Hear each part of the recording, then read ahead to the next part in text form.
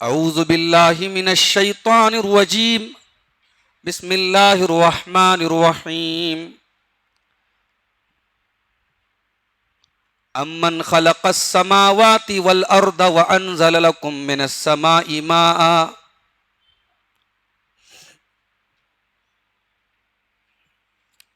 امن خلق السماوات والارض وانزل لكم من السماء ماء فانبتنا به حدائق ذات بهجة ما كان لكم ان تنبتوا شجرها أإله مع الله بل هم قوم يعدلون۔ محترم حاضرین، آج رمضان کی 20ویں رات ہے۔ کل سے انشاءاللہ آخری عشرے کی پہلی رات اور 5 طاق راتوں میں سے پہلی رات کل انشاءاللہ آنے والی ہے۔ آج ہم اور آپ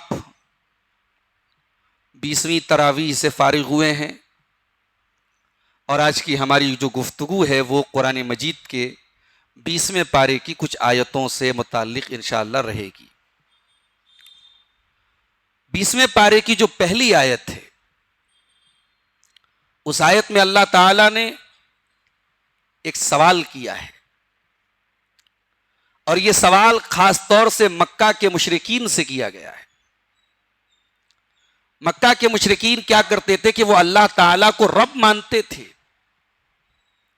وہ زمین و آسمان کا کریٹر، زمین و آسمان کا خالق، اس کائنات کے نظام کو چلانے والا وہ اللہ ہی کو مانتے تھے، لیکن وہ عبادت غیر اللہ کی بھی کرتے تھے۔ تو ایک ہوتا ہے اللہ کو رب ماننا، اس کو کہتے ہیں توحید ربوبیت۔ تو مکہ کے جو کافر تھے، جو مشرک تھے، وہ توحید ربوبیت کو مانتے تھے، مگر ایک ہوتی ہے توحید الوہیت، کہ جب اس کائنات کا مالک ایک ہے، اس کائنات کا رب ایک ہے، تو عبادت بھی اسی کی ہونی چاہیے۔ یہ جو توحید الوہیت ہے، اس کو وہ لوگ نہیں مانتے تھے۔ تو اللہ تعالیٰ نے توحید ربوبیت کو دلیل بنایا ہے توحید الوہیت کی۔ امن خلق السماوات والارض وانزل لكم من السماء ماء، کون ہے جس نے آسمانوں کو پیدا کیا؟ کون ہے جس نے زمین کو پیدا کیا؟ کون ہے جس نے آسمان سے بارش کو نازل فرمایا؟ فَأَنبَتْنَا بِهِ حَدَائِقَ ذَاتَ بَهْجَةٍ، اور اللہ کہتا ہے کہ ہم ہی نے تو بارش کے ذریعے یہ خوبصورت باغات پیدا کیے ہیں۔ عربی زبان میں حدائق کہتے ہیں ایسے گارڈن کو جو چاروں طرف سے گھیر دیا گیا ہو، بڑا خوبصورت لگتا ہے ایسا باغ۔ حدائق ذات بہجہ، ایسا نہیں کہ زمین پر بارش ہوئی تو زمین سے ایسے ہی پودے نکل گئے۔ یہ خوبصورت باغ، یہ گارڈنز جن کو دیکھ کر کے آپ کی آنکھیں بڑی فریشنس محسوس کرتی ہیں، بڑی تازگی محسوس کرتی ہیں۔ اللہ نے فرمایا کون ہے جس نے اس کو پیدا کیا ہے؟ اس بارش کو برسانے والا کون ہے؟ اور اس بارش کے ذریعے یہ سبزہ اگانے والا، یہ باغات بنانے والا کون ہے؟ ما کان لکم ان تنبتوا شجرہا، میرے بندو تمہارے اندر یہ طاقت نہیں ہے کہ تم ایک پودا بھی نکال سکو۔ تم زمین میں بیج ڈال سکتے ہو، تم کھیتی کا سارا پروسیس کر سکتے ہو، مگر تمہارے اندر یہ دم نہیں ہے کہ تم زمین سے اناج کا ایک دانہ جو ہے وہ باہر نکال دو، اس کا پودا باہر نکال دو۔ یہ جو گروتھ میکینزم ہے، یہ جو اس کے اندر جینیٹک گروتھ ہو رہا ہے، آج سائنس بھی کہتی ہے کہ یہ انسان کے بس کی بات نہیں ہے، یہ انسان کے کنٹرول کے باہر کی چیز ہے۔ تمام جتنے پیڑ پودے ہیں ان کے اندر جو گروتھ ہو رہی ہے، یہ میکینزم اللہ تبارک و تعالیٰ کا بنایا ہوا ہے۔ تو اللہ نے کہا کہ جو اللہ آسمانوں کا رب ہے، جو زمین کا رب ہے، جو اللہ زمین سے پودوں کو نکال رہا ہے، تم اس کو چھوڑ کر کے دوسروں کی عبادت کر رہے ہو۔ اِلٰہٌ مع اللہ، اب یہ ہے سوال اللہ تعالیٰ کا۔ جب آسمانوں کو پیدا کرنے والا وہی ہے، زمین کو بنانے والا وہی ہے، زمین سے کھیتی کو نکالنے والا وہی ہے، تو پھر اللہ کے سوا کوئی دوسرا معبود کیسے ہو سکتا ہے؟ بل ہم قوم یعدلون، لیکن یہ لوگ تو بڑے عجیب لوگ ہیں. بل ہم قوم یعدلون، یہ اللہ کی راہ سے ہٹے ہوئے لوگ ہیں، یہ اللہ کے برابر دوسروں کو ٹھہرانے والے لوگ ہیں. تو اس آیت کریمہ میں اللہ تعالیٰ نے توحید ربوبیت کو دلیل بنایا ہے توحید الوہیت کی، کہ جو رب ہے، جو اس کائنات کا رب ہے، وہی عبادت کے لائق ہے. اب اللہ نے ایک دلیل اور دی، امن یجیب المضطر اذا دعاہ ویکشف السوء ویجعلکم خلفاء الارض االہ مع اللہ. کون ہے جو بے بس کی فریاد کو سنتا ہے؟ جس انسان کے سامنے زندگی کے سارے راستے بند ہو جائیں، وہ جب مجبور ہو کر کے، بے بس ہو کر کے اللہ کے سامنے ہاتھ پھیلاتا ہے، اس بے بس کی، اس مجبور کی دعا کو کون سنتا ہے؟ امن یجیب المضطر اذا دعا، کون ہے جو بے بس انسان کی، مجبور انسان کی دعاؤں کو سنتا ہے، وَيَكْشِفُ السُّوءَ، اور اس کی تکلیفوں کو دور کرتا ہے، وَيَجْعَلُكُمْ خُلَفَاءَ الْأَرْضِ، اور کون ہے جو تم کو زمین میں اقتدار دیتا ہے، زمین کا خلیفہ بناتا ہے، أَإِلَٰهٌ مَّعَ اللَّهِ، کیا اللہ کے سوا بھی کوئی معبود ہے؟ یہاں ایک سوال پیدا ہوتا ہے، اللہ نے یہاں مضطر کا لفظ کیوں استعمال کیا؟ مضطر مینس مجبور انسان، بے بس انسان، ڈپریسڈ انسان. جو انسان ڈپریشن کے آخری لیول پر پہنچ جائے اس کو عربی میں مضطر کہتے ہیں. اسی لیے جہاں قرآن میں اللہ نے حرام چیزوں کا ذکر کیا ہے، مردار حرام ہے، سور حرام ہے، خون، بہتا ہوا خون حرام ہے، وہاں اللہ نے کیا فرمایا؟ فمن اضطر، جو مجبور ہو جائے، جس کے پاس کوئی اور آپشن نہیں ہے، اس کو اللہ تعالیٰ نے اجازت دی ہے کہ وہ اپنی جان بچانے کے لیے کھا سکتا ہے. یہاں وہی مضطر کا لفظ آیا ہے. سوال یہ پیدا ہوتا ہے کہ اللہ نے مضطر کا لفظ کیوں استعمال کیا؟ اللہ ایسے بھی تو بول سکتا تھا، کون ہے جو مومن کی دعا کو سنتا ہے. کیا مضطر کا لیول مومن سے بھی بڑا ہے؟ نہیں. علماء نے لکھا اس آیت کی تفسیر میں کہ مضطر جو ہوتا ہے، جو مجبور ہے، جو بے بس ہے، اس کی امیدیں سب سے کٹ جاتی ہیں. جب ایک مضطر آدمی اللہ کی بارگاہ میں دعا کرتا ہے تو بڑے اخلاص کے ساتھ دعا کرتا ہے. بھائی جب تک آپ کے سامنے کوئی اور آپشن ہے تو آپ کی نظریں ادھر ادھر جا سکتی ہیں. جب سارے آپشن کٹ گئے تو آپ اب فوکسڈ ہو کر کے، اب آپ بالکل اپنی ساری توجہ اللہ کی طرف کر کے آپ اللہ سے دعا کریں گے. اس لیے علماء نے لکھا ہے کہ مضطر کی دعا اللہ ضرور قبول، کوئی کافر بھی اگر مضطر ہے اللہ اس کی بھی دعا قبول کر لیتا ہے. تو مضطر، اضطراری حالت، مجبوری حالت میں انسان جب دعا کرتا ہے تو اللہ اس کی ضرور دعا قبول کرتا ہے. اس میں انسانوں کو یہ سبق دیا گیا ہے کہ جب زندگی میں اس اسٹیج پر پہنچ جاؤ جب تمہارے پاس کوئی پلان بھی نہیں ہے، تم اللہ تبارک و تعالیٰ کی بارگاہ میں رجوع کرو. اور قرآن کی یہ آیت ایک بہت بہترین مینٹل تھراپی کا کام کرے گی تمہارے لیے. جب زندگی میں کوئی راستہ نظر نہ آئے تو قرآن کی یہ آیت یاد کر لو. امن یجیب المضطر اذا دعا، کون ہے جو مجبور اور بے بس کی دعاؤں کو سنتا ہے، وَيَكْشِفُ السُّوءَ، اور اس کی تکلیفوں کو دور کرتا ہے، وَيَجْعَلُكُمْ خُلَفَاءَ الْأَرْضِ، اور اس کو زمین کا خلیفہ بناتا ہے. یہ بھی بڑی عجیب بات ہے. کسی بے بس کی دعا کا زمین میں خلیفہ بنائے جانے سے کیا کنیکشن ہے؟ علماء نے لکھا ہے کہ ہر دور میں اللہ تبارک و تعالیٰ نے بہت مجبور قوموں کو زمین سے اٹھا کر کے اقتدار سونپا ہے.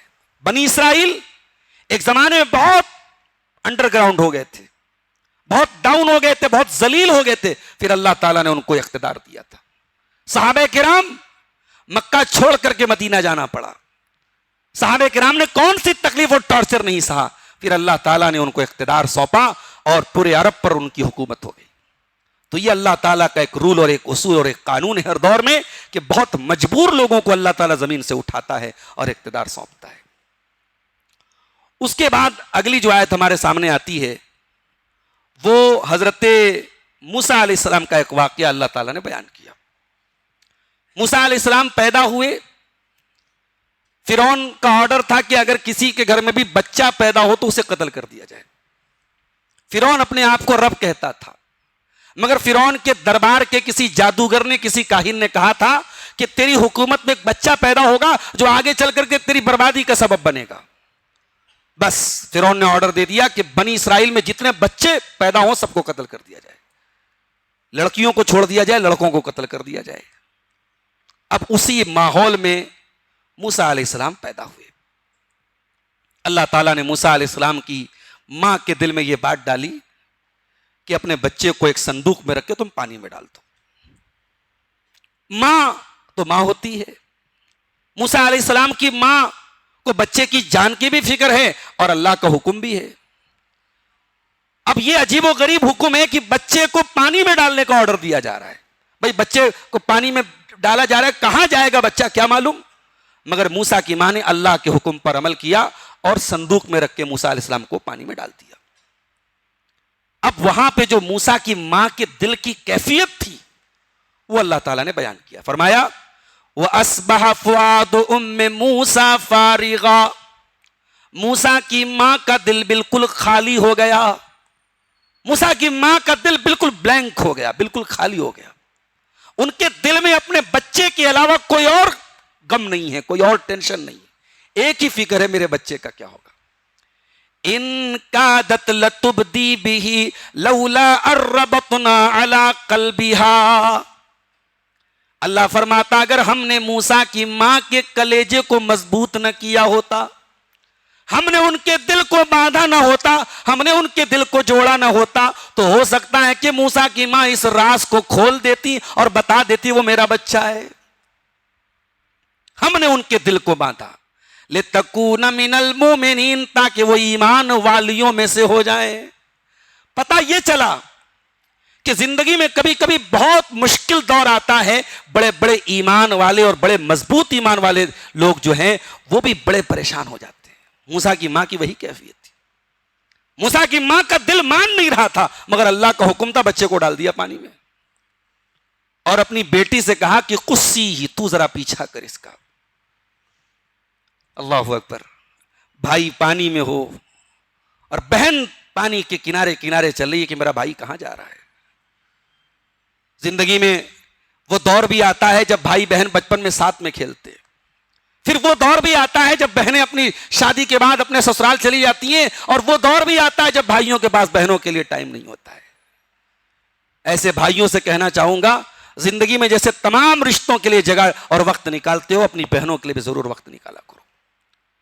یہ مینٹالٹی ختم کر دو کہ بہنیں پرائی ہوتی ہیں اور بہنیں اپنے گھر چلی گئی تو ہمیں ان سے کوئی مطلب نہیں ہے۔ زندگی میں بہت بزی ہو، کبھی وقت نکال کر کے اپنی بہن کی بھی حال چال لے لیا کرو۔ یہ بھائی بہن کا رشتہ بڑا پیارا رشتہ ہے میرے ساتھیوں، یہ خون کا رشتہ ہے، یہ ایک دوسرے کے بڑے فکر مند ہوتے ہیں۔ کچھ نہیں کر سکتے تو جب دعا کے لیے ہاتھ اٹھایا کرو تو اپنے بہن کے لیے، اپنے بہنوئی کے لیے، اپنے بھانجے اور بھانجیوں کے لیے دعائیں کر دیا کرو۔ یہ موسیٰ کی بہن ہے، موسیٰ علیہ السلام پانی میں جا رہے ہیں، موسیٰ کی بہن پیچھا کر رہی ہے۔ اب یہ پانی میں تیرتے تیرتے یہ صندوق کہاں پہنچتا ہے؟ فرعون کے محل کے پاس پہنچتا ہے۔ فرعون کی بیوی جن کا نام آسیہ تھا، انہوں نے دیکھا کہ کوئی صندوق جا رہا ہے پانی میں۔ انہوں نے کہا، اپنی نوکرانی سے کہا، لونڈی سے کہا کہ جاؤ ذرا دیکھو کیسا صندوق ہے۔ صندوق کھولا گیا، اس میں ایک بڑا خوبصورت بچہ ہے۔ فرعون کو کوئی اولاد نہیں تھی، فرعون لاولد تھا۔ فرعون اپنے آپ کو رب کہتا تھا، اپنے آگے سجدہ کرواتا تھا، مگر اپنی بیوی کو اولاد دینے کے قابل نہیں تھا۔ اپنے آپ کو خدا کہتا تھا، اپنے آپ کو گاڈ کہتا تھا، اپنی بیوی کو بیٹا نہیں دے پایا۔ ایسے ایسے تو خدا گزرے دنیا میں، کہتا تھا میں خدا ہوں، میں رب ہوں، اور بے اولاد تھا۔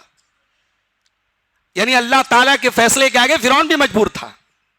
تو اس کی بیوی نے جب وہ بچہ گود میں لیا اور بچے کی موہنی صورت دیکھی تو بچے پہ بڑا پیار آیا اس کو، ایسے بھی وہ بے اولاد تھیں۔ تو انہوں نے فرعون سے کہا لا تقتلوه عسى ان ينفعنا او نتخذه ولدا، اے میرے سرتاج، بہت بچوں کو آپ نے قتل کروانے کا آرڈر دیا ہے، خبردار اس بچے کو قتل نہ کیجئے گا، اس بچے کو اپنا بیٹا ہم بنا لیتے ہیں، یہ بچہ آگے چل کر کے ہمارے کام آئے گا۔ فرعون بہت بڑا ظالم تھا، کسی کی بات نہیں مانتا تھا، مگر بیوی کے سامنے یس میڈم کہتا تھا. بات مان گیا وہ بیوی کی. اس سے پتہ یہ چلا کہ آج کے دور میں کچھ ایسے بھی لوگ ہوتے ہیں جو فرعون سے بھی بڑے ظالم ہیں, جو بیوی کی بات ماننے کو اپنی تحقیر, ارے یہ بول رہی ہے, جو بیوی بولے گی اس کا الٹا کروں گا میں. ایسے بھی لوگ ہوتے ہیں. کچھ لوگ تو ماشاءاللہ ایسے ہوتے ہیں کہ بڑے فخر سے کہتے ہیں صاحب میری بیوی کیا مجال ہے, میرے سامنے زبان چلائے, میں گھر میں آتا ہوں تو بیوی دم دبا کے بیٹھ جاتی ہے. معاف کیجئے گا, یہ طریقہ میرے رسول کا طریقہ نہیں تھا, یہ اسلام کا طریقہ نہیں ہے. بیوی اور بچوں کو ڈرا کر کے آپ کون سے باپ بن گئے اور کون سے شوہر بن گئے. فرعون جیسا ظالم اپنی بیوی کی بات مان گیا, کہا ٹھیک ہے تیری اگر خواہش ہے تو چل کوئی بات نہیں. اب وہ بچہ رونا شروع کر دیتا ہے. اللہ اکبر, رونا شروع کر دیا. فرعون کی بیوی نے دائیوں کو بلایا جو اس زمانے میں پیسہ لے کے دودھ پلاتی تھی. دائیاں آئیں, کسی دائی کے پاس جانے کو وہ بچہ تیار نہیں ہے. کیوں تیار نہیں ہے؟ وَحَرَّمْنَا عَلَيْهِ الْمَرَاضِيَ, ہم نے تمام عورتوں کے دودھ کو حرام کر دیا تھا اس بچے کے اوپر. اللہ نے حرام کر دیا تھا, نہیں جائے گا وہ کسی اور عورت کے پاس. اب یہاں موسیٰ علیہ السلام کی بہن نے اپنا کردار ادا کیا. موسیٰ کی بہن نے کہا کہ میں ایک گھر کو جانتی ہوں, مجھے امید ہے کہ وہ دائی اگر آئیں گی تو یہ بچہ دودھ پیے گا ان کا. اور موسیٰ علیہ السلام کی بہن اپنی ماں کے پاس آئی کہ چلو بھائی ہمارا واپس مل رہا ہے. اور جیسے ہی موسیٰ کی ماں کی گود میں موسیٰ علیہ السلام گئے, ان کا رونا دھونا بند ہو گیا. فرعون نے کہا کہ ٹھیک ہے یہ دائی جو ہے یہیں رہے گی, ہمارے محل میں رہے گی, اس کی سیلری ہم دیں گے اور یہ اس بچے کو دودھ پلائے گی. یہ جس دور میں فرعون سارے بچوں کو قتل کروا رہا تھا, اس دور میں موسیٰ علیہ السلام کی پرورش اسی فرعون کے محل میں اسی کے پیسے سے اللہ تعالیٰ نے کروائی ہے. یہ اللہ کی قدرت ہے میرے پیارے ساتھی. تو قرآن کریم کے اندر جو یہ واقعہ ہے سورہ قصص میں, یہ ہمیں سبق دے رہا ہے کہ ہم مشکل سے مشکل وقت میں بھی اپنے دل کو کنٹرول کریں, اپنے ایموشنز کو کنٹرول کریں. اگر موسیٰ کی ماں نے اپنے ایموشنز کو کنٹرول نہ کیا ہوتا, راز کھل جاتا تو موسیٰ علیہ السلام کے قتل کا آرڈر آ جاتا. تو ایموشنز کو کنٹرول کرنا, جذبات کو کنٹرول کرنا مشکل وقت میں یہ کام ٹف تو ہے لیکن یہ ضروری کام ہے. اس کے بعد موسیٰ علیہ السلام کا واقعہ اللہ نے بیان کیا. موسیٰ علیہ السلام جوان ہو گئے, ہٹے کٹے مضبوط. ایک دن راستے میں جا رہے تھے تو ایک اسرائیلی اور ایک قبطی آپس میں لڑائی کر رہے تھے. اسرائیلی جو تھا وہ ظاہر ہے کہ حضرت موسیٰ علیہ السلام کے قبیلے کا تھا, موسیٰ علیہ السلام خود بھی بنی اسرائیل میں سے تھے. اور قبطی دوسرا قبیلہ جو تھا وہ قبطی قبیلہ تھا. تو قبطی اور اسرائیلی دونوں لڑ رہے تھے. تو جو اسرائیلی تھا اس نے موسیٰ علیہ السلام سے فریاد کی کہ میری مدد کیجیے. موسیٰ علیہ السلام نے اس کی مدد کرنے کے لیے ایک زوردار جو ہے مکہ مارا اس کو, قبطی کو. اسرائیلی کی مدد کرنے کے لیے قبطی کو مکہ مارا. فَوَقَذَهُ فَقَضَى عَلَيْهِ, ایسا مکہ مارا کہ مر گیا وہ. موسیٰ علیہ السلام کے مکے میں ایسی جان تھی, یہ گٹکھا کھانے والوں کے اندر اور سگریٹ پینے والے اور کھینی کھانے والے اور یہ جو ہے ڈرگس کے عادی نوجوان, ان کے مکے میں یہ طاقت ہو سکتی ہے کیا؟ موسیٰ علیہ السلام کا مکہ یہ بتا رہا ہے کہ نبیوں نے فزیکلی بھی اپنے آپ کو بہت اسٹرانگ بنایا ہے. موسیٰ علیہ السلام کے مکے میں یہ طاقت تھی, مر گیا وہ آدمی. اب یہ جو مرڈر ہو گیا, یہ انٹینشن نہیں تھا ان کا, مرڈر کرنے کا ارادہ تو نہیں تھا, قتل ہو گیا. موسیٰ علیہ السلام کو فوراً اپنی غلطی کا احساس ہوا. قال رب انی ظلمت نفسی فاغفر لی فغفر له انه هو الغفور الرحیم.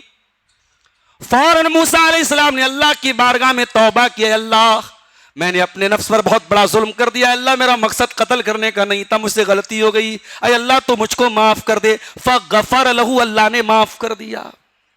پتہ یہ چلا کہ غلطی ہو جائے فوراً توبہ کرو, اپنی غلطی کو جسٹیفائی مت کرو, اپنی غلطیوں کو کی دلیل مت دو.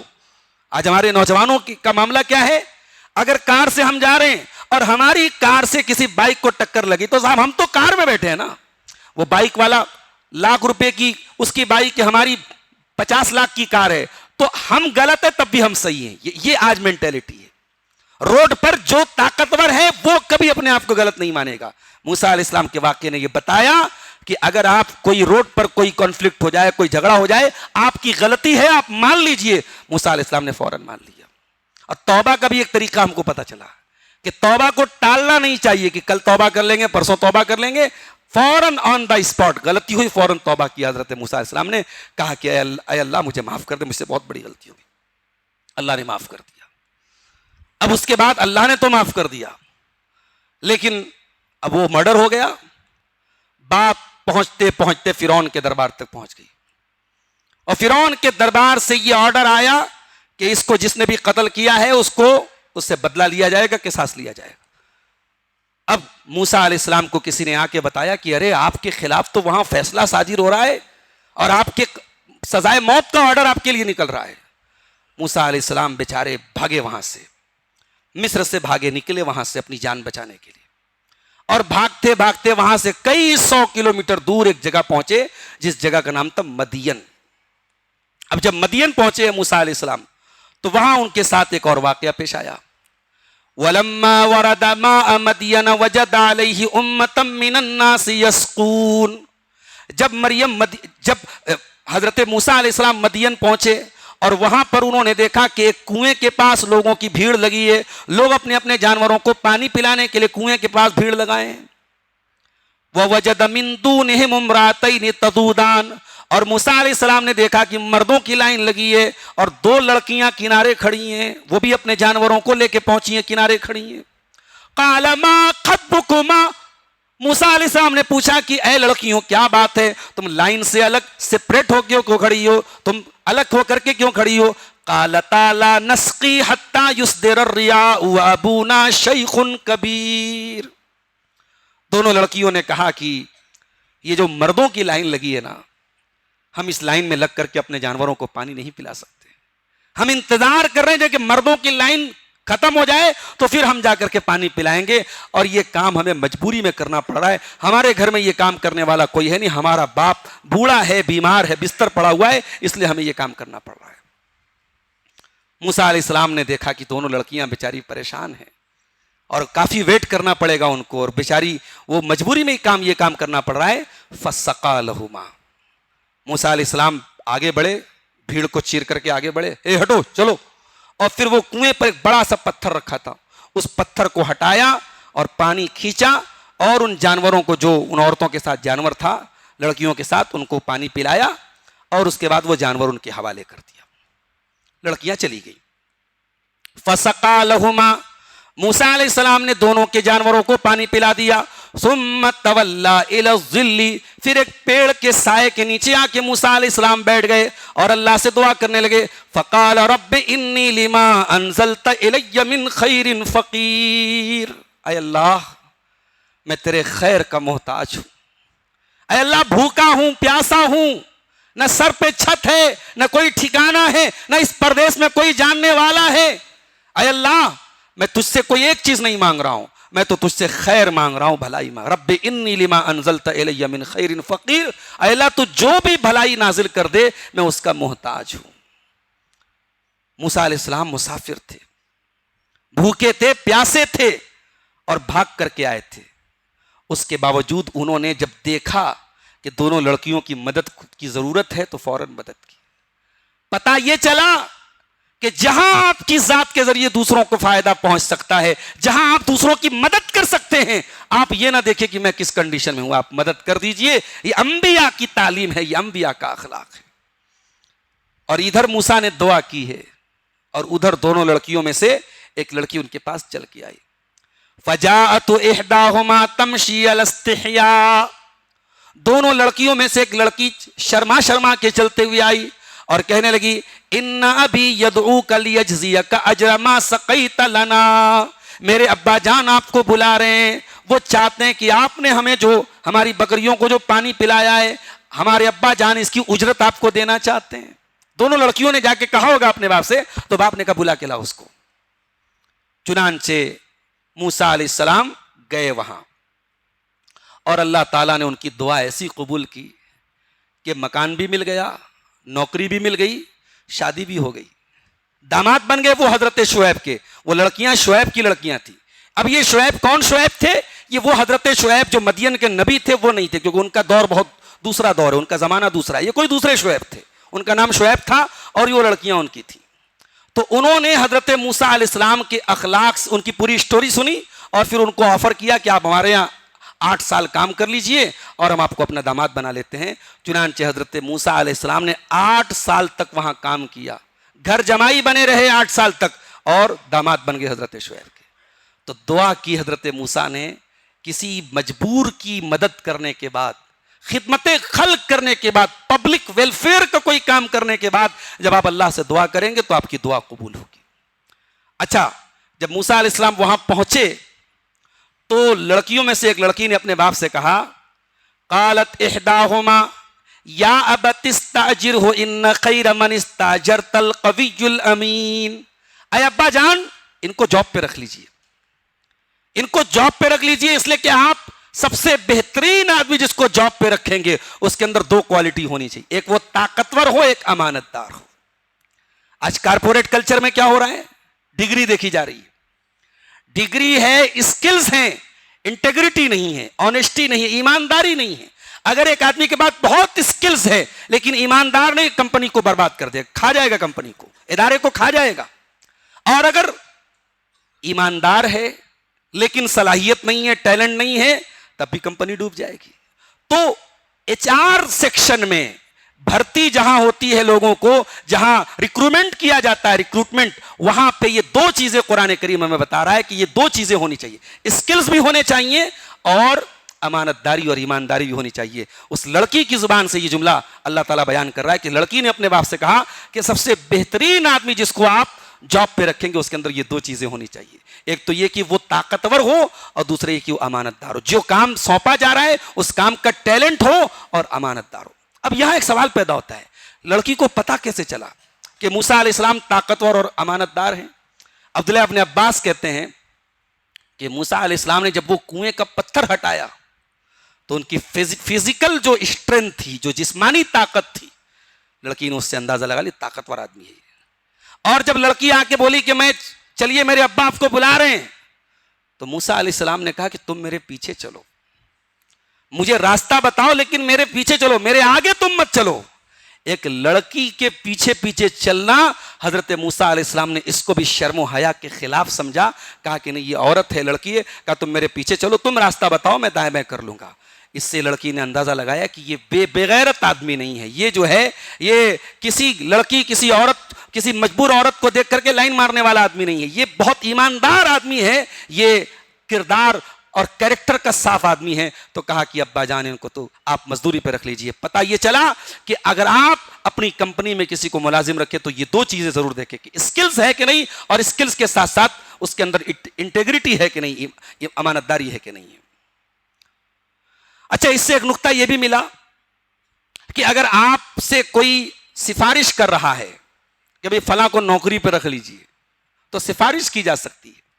کسی کو جاب پہ رکھنے کے لیے اگر آپ کو لگتا ہے کہ آپ کی سفارش کرنے پر وہ جاب پہ اس کو جاب مل سکتی ہے، کسی کا بھلا ہو سکتا ہے، تو آپ سفارش کیجئے، مگر یہ کنڈیشن یاد رہے کہ آپ جس جاب کے لیے سفارش کر رہے ہیں یہ دیکھ لیجئے کہ وہ اس کی اہلیت، اس کے پاس اس کی ایلیجبلٹی ہے کہ نہیں، وہ اس جاب کے لائق ہے کہ نہیں، ایک بات تو یہ پتا چلی۔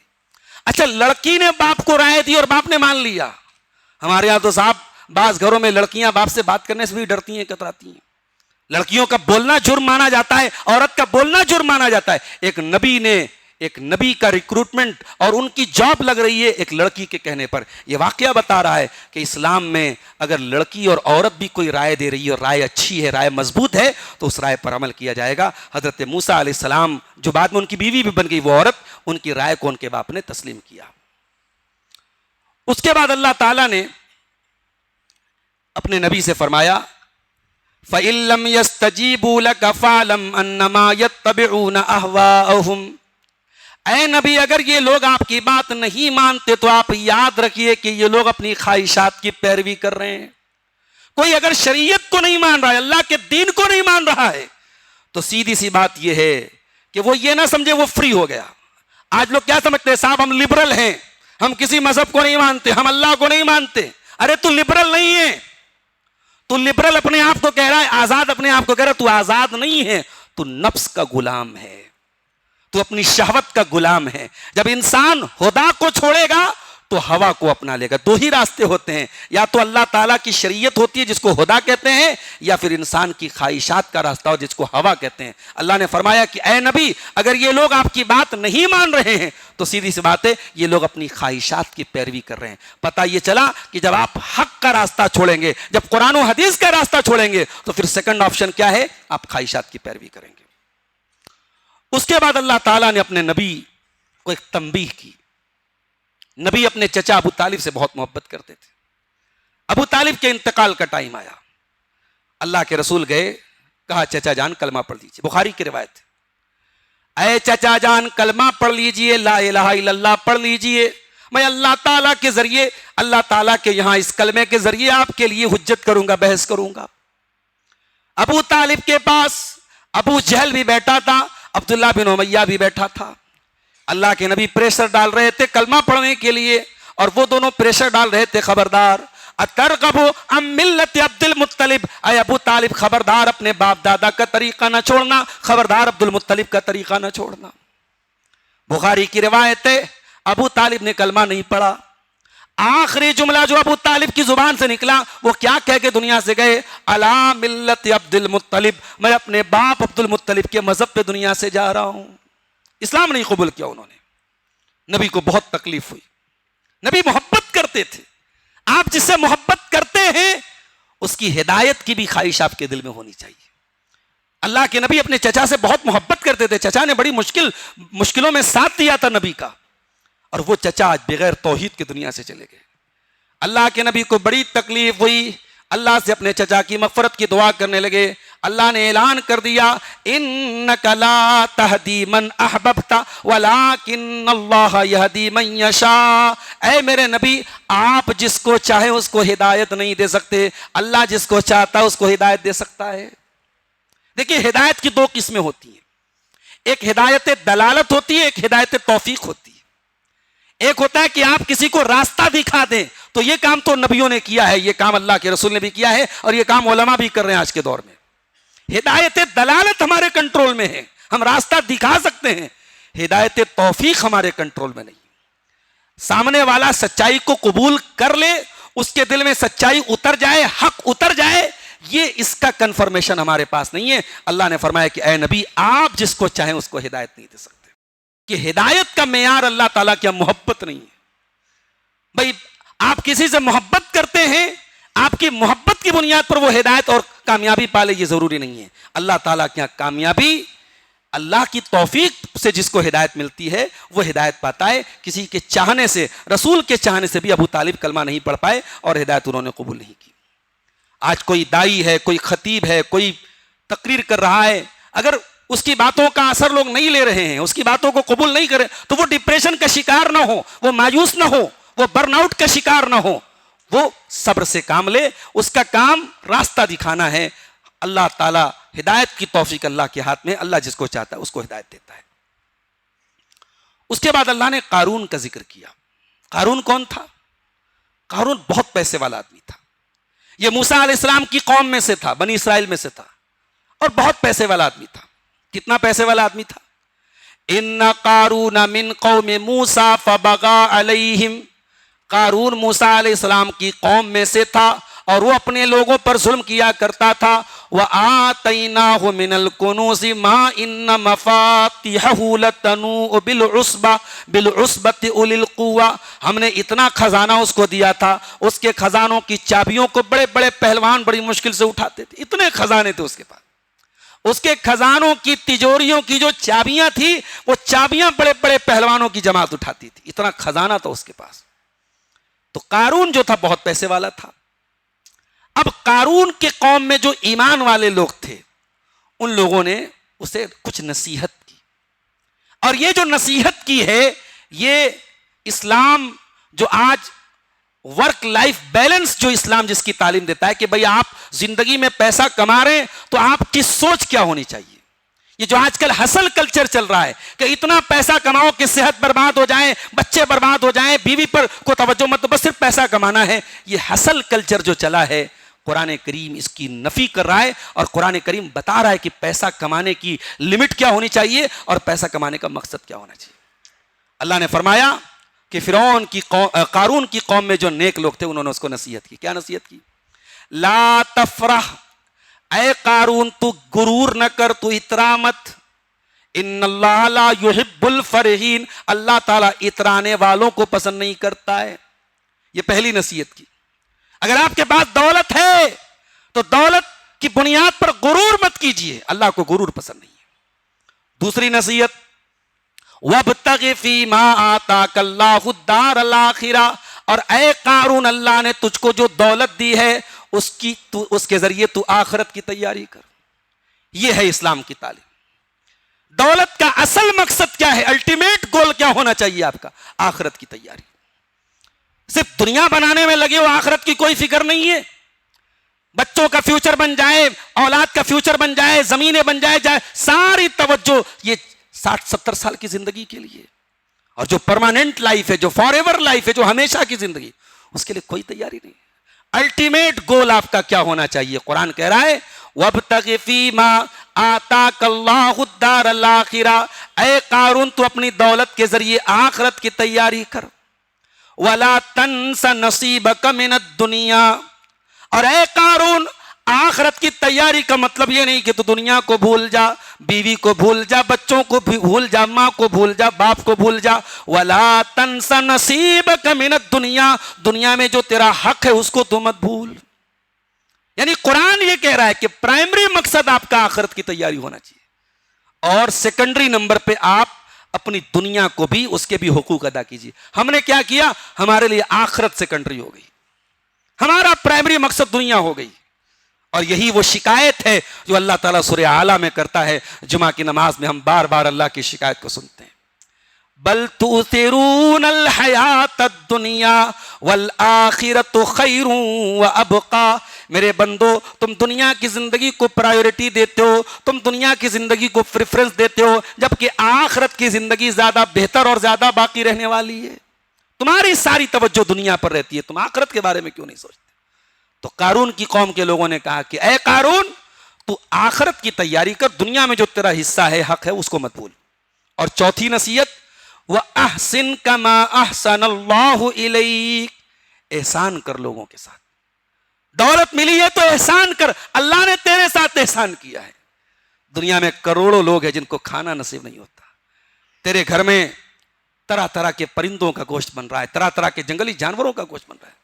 دنیا کے کروڑوں لوگ ہیں جن کے بچے کپوشن کا شکار ہو رہے ہیں. بیچارے بچے ہڈی چمڑا بن گئے، ان کو کھانے کو غذا نہیں ملتی. تیرے گھر میں بچوں کے لیے کھانے کو اتنا سامان ہے، تیرے بچے کھاتے کھاتے تھک جاتے ہیں. دنیا میں کروڑوں لوگ ہیں جو فٹ پاتھوں پہ زندگی گزارتے ہیں، جن کی عورتوں کی عزت سیف نہیں ہے، جن کے سر پہ چھت نہیں ہے، اور تیرے پاس بنگلوں کی کمی نہیں، دولت کی کمی نہیں. اللہ نے تیرے ساتھ احسان کیا ہے، تو بھی اللہ کے بندوں کے ساتھ احسان کر. یہ چوتھی نصیحت کی گئی قارون کو. اور پانچویں نصیحت، وَلَا تَبْغِ الْفَسَادَ فِي الْأَرْضِ إِنَّ اللَّهَ لَا يُحِبُّ الْمُفْسِدِينَ، اور اے قارون تو فساد نہ مچا زمین میں، اللہ تعالیٰ فسادی لوگوں کو پسند نہیں کرتا. دولت مل گئی، اس کو مار دیا، اس کو پیٹ دیا، اس کی عزت لے لی، اس کو کڈنیپ کر لیا. اگر دولت کا یہ استعمال ہو رہا ہے تو خبردار، یہ فساد ہے، اور فساد کو اللہ تعالیٰ پسند نہیں کرتا ہے. دولت کو کبھی بھی فساد کا ریزن مت بناؤ، فساد کا سبب مت بناؤ میرے پیارے ساتھیوں. اس لیے حضرت علی کا ایک قول یاد رکھیے. حضرت علی کہتے تھے اعمل لدنیاک کأنک تعیش ابدا، دنیا کے لیے ایسے کام کرو جیسے ہمیشہ زندہ رہنا ہے. دنیا کے لیے جب کام کرنے کی باری آئے تو ایسے کام کرو جیسے ہمیشہ رہنا ہے، اور جب آخرت کے لیے کام کرنے کی بات آئے تو ایسے کرو جیسے کل ہی مر جانا ہے. جب آخرت کی کوئی کام کرنے کی نوبت آئے تو یہ سوچ کر کے جلدی جلدی اس کو پورا کرو کہ ارے کل مر سکتے ہیں. اور جب دنیا کی بات آئے تو بہت ٹینشن مت لو، یہ سوچ کے چلو کہ بھی بہت لمبا رہنا ہے. یہ ہماری سوچ، یہ حضرت علی کا قول ہے، یہ ہماری سوچ ہونی چاہیے. ہماری تو الٹی سوچ ہے. ہماری سوچ کیا ہے کہ سامان 100 برس کا ہے، پل کی خبر نہیں. آگاہ اپنی موت سے کوئی بشر نہیں، سامان 100 برس کا ہے، پل کی خبر نہیں. ہر شادی پر، ہر فنکشن پر، ہر تہوار پر عورت مارکیٹ جاتی، یہ سوٹ لے لو، وہ سوٹ لے لو. اسے دنیا کے سوٹوں کی پڑی ہے، اسے دنیا کے فیشن کی پڑی ہے. ارے ایک دن تو مر جائے گی، تیرے وارڈروب کے کپڑے کوئی اور استعمال کرے گا، تیرے खूबसूरत चप्पल बेकार पड़े रहेंगे, तेरे बेडरूम में कोई और सोएगा, तेरे कमरों में कोई और राज करेगा, सब ठाट पड़ा रह जाएगा जब लाद चलेगा बंजारा। इस जिंदगी को मेरे भाइयों परमानेंट जिंदगी मत समझो, इस जिंदगी में आखिरत की जिंदगी की तैयारी करो। कारून के वाकये में अल्लाह ताला ने हमें और आपको ये सबक दिया है। अच्छा, कारून का जुर्म क्या था? कारून का कसूर क्या था? कारून पर क्यों अल्लाह का अजाब आया? कारून का जुर्म यह था कि वह अपनी सारी दौलत को अपने टैलेंट, अपनी नॉलेज और अपने स्किल्स का नतीजा मानता था। कारून ने क्या कहा? क़ाल इन्नमा ऊतीतुहु अला इल्मिन इंदी, ये दौलत मेरे इल्म से मिली है, ये सेल्फ मेड है, मेरी बनाई हुई दौलत है, ये मेरे बाप दादा से मुझे नहीं मिली है, मैंने बनाई है, ये दौलत मेरे इल्म का नतीजा है, मेरे टैलेंट का नतीजा है। अवलम यालम अन्नल्लाह कद अहलक मिन क़ब्लिही मिनल क़ुरूनी मन हुवा अशद्दु मिन्हु क़ुव्वतन व अक्तरु जमा। ऐ कारून, जिस दौलत पर तू नाज करता है, तुझसे बड़े बड़े दौलतमंद और तुझसे बड़े बड़े ताकतवर कौमें तुझसे पहले गुजरी हैं, कौमें आद गुजरी है, कौमें समूद गुजरी है, तुझसे लंबे तड़ंगे थे, तुझसे ज्यादा ताकतवर थे, पहाड़ों पे महल बनाते थे, अल्लाह ने दुनिया से ऐसा मिटा दिया, न कौमें आद का पता है न कौमें समूद का पता है। ऐ कारून, तू अपने इल्म, अपनी नॉलेज और अपने टैलेंट पर तू नाज करता है। उसके बाद कारून निकला अपने प्रोटोकॉल के साथ, बेहतरीन कपड़े वपड़े पहन के, इधर नौकर चाकर उधर नौकर चाकर, कोई पंखा झूल रहा है, कोई खुशबू लगा रहा है, कोई आगे लगाए कोई पीछे लगाए, एक प्रोटोकॉल के साथ कारून निकला। जब कारून अपने प्रोटोकॉल के साथ निकला तो कुरान कहता है फखरजा अला कौमिही फी ज़ीनतिही, कारून अपने पूरे प्रोटोकॉल के साथ निकला। क़ाल अल्लज़ीना युरीदूनल हयातद दुनिया, तो जो दुनियादार लोग थे उन्होंने कारून की ये चकाचौंध देख करके कहा या लैत लना मिस्ल मा ऊतिया कारून इन्नहु लज़ू हज़्ज़िन अज़ीम, काश हमें भी उतनी दौलत मिल जाए जो कारून को मिली है, ये शान और शौकत हमारी मिल जाए, ये लाइफ स्टाइल हमको मिल जाए।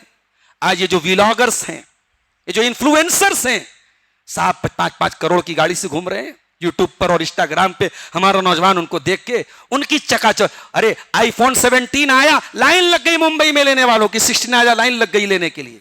ये आईफोन लेने की होड़ जब लगी तो हमारा वो नौजवान जिसको आईफोन लेने की ताकत नहीं है, वो भी बेचारा फाइनेंस कराता है कि हमें अपने दोस्तों को दिखाना है कि मेरे पास आईफोन है। ये फेक लाइफ, ये फर्जी लाइफ, ये इन्फ्लुएंसर्स की लाइफ, इससे धोखा न खाओ मेरे प्यारे साथियों। ये फेक लाइफ है, ये फर्जी जिंदगी है, ये दिखावे की जिंदगी है, ये सामने से कुछ और अंदर कुछ है।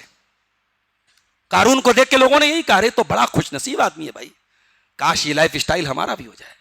लेकिन कारून के कौम में जो अहले इल्म लोग थे, वक़ाल अल्लज़ीना ऊतुल इल्मा, जो उलमा थे, जो अहले इल्म थे, उन्होंने फरमाया वैलकुम सवाबुल्लाहि खैरुल लिमन आमन व अमिल सालिहा, का बर्बादी हो तुम्हारे लिए, क्या तुम इसकी दौलत को देख के मरे जा रहे हो? अरे जो इंसान ईमान वाला है, जो नेक अमल करने वाला है, उसका सवाब अल्लाह ताला के यहाँ बहुत बेहतरीन है। पता ये चला कि जो सच्चे उलमा होते हैं, जो हकीकी उलमा होते हैं, वो दुनियादार नहीं होते, वो दुनिया की चकाचौंध से धोखा नहीं खा जाते।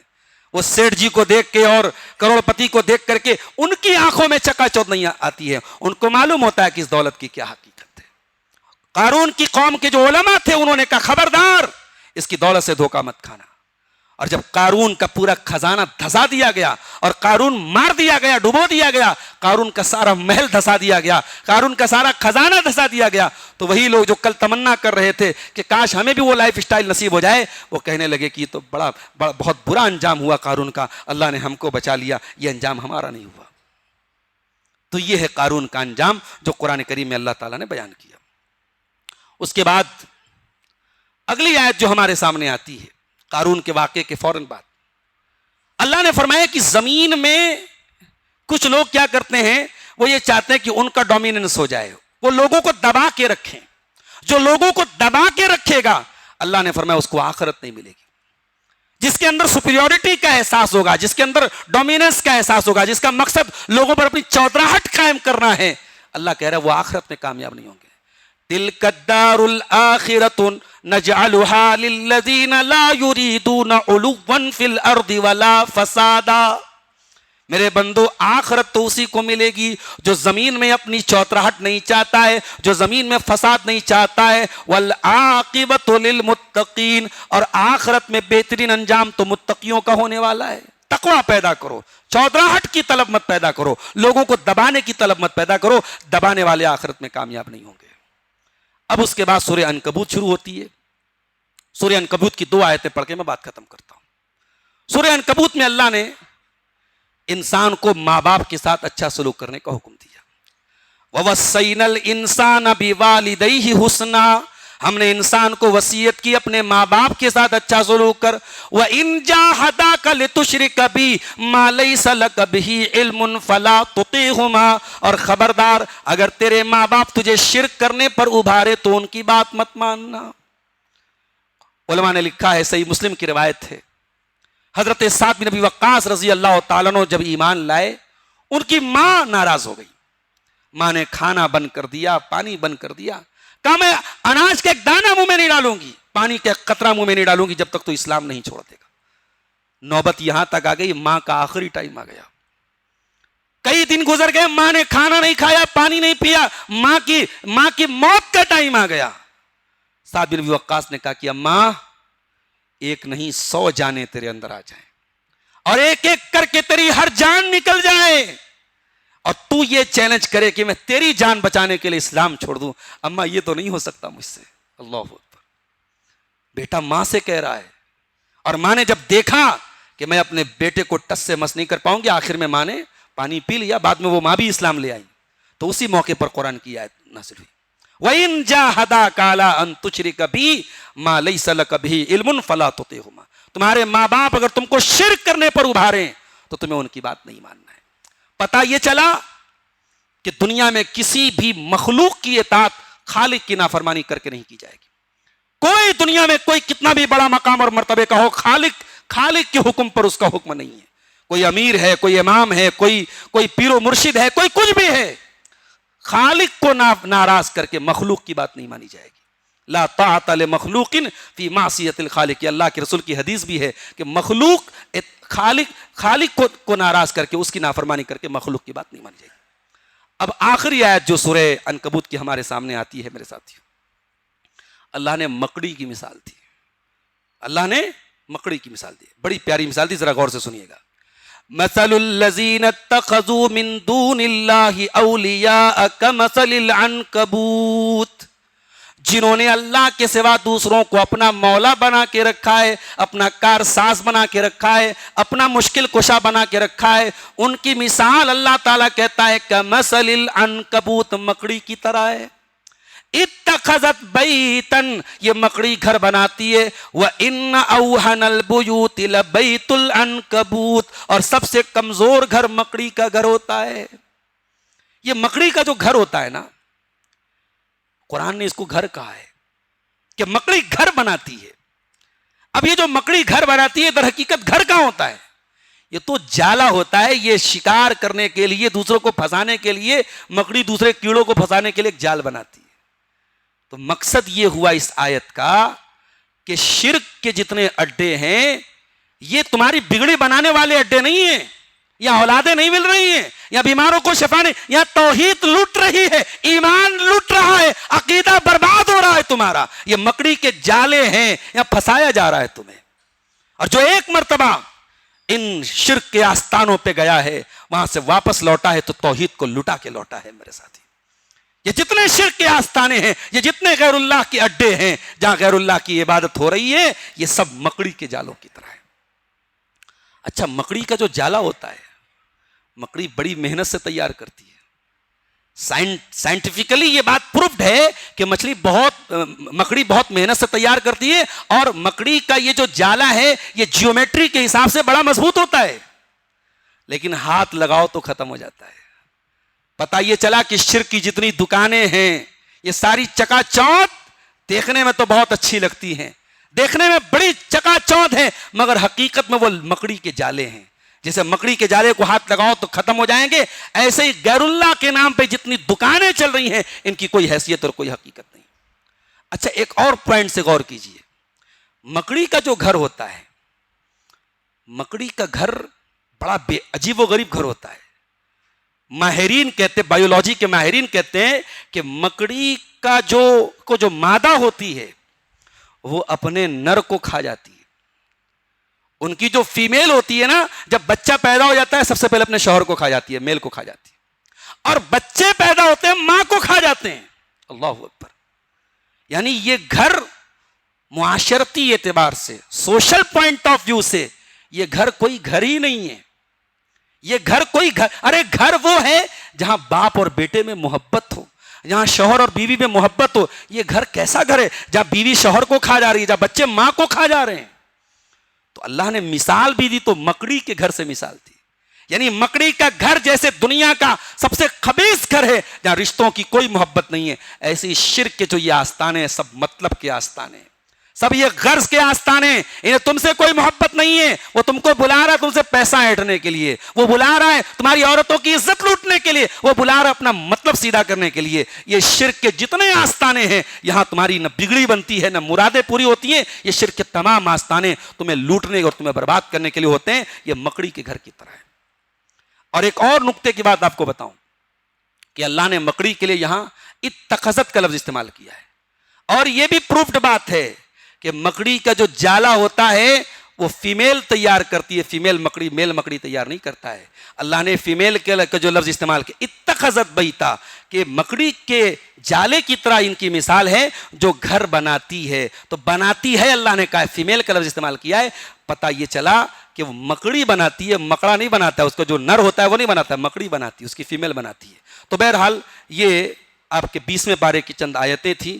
انشاءاللہ کل ہم طاقرات میں 21ویں پارے کی آیات کی تفسیر آپ کے سامنے پیش کریں گے. اللہ سے دعا ہے رب العالمین ہمیں قرآن کریم پر تدبر کرنے کی، غور کرنے کی، اور قرآن سے جو نصیحتیں ہمیں ملتی ہیں ان پر عمل کرنے کی توفیق عطا فرمائے. آمین. وآخر دعوانا الحمد للہ رب العالمین. والسلام علیکم ورحمۃ اللہ.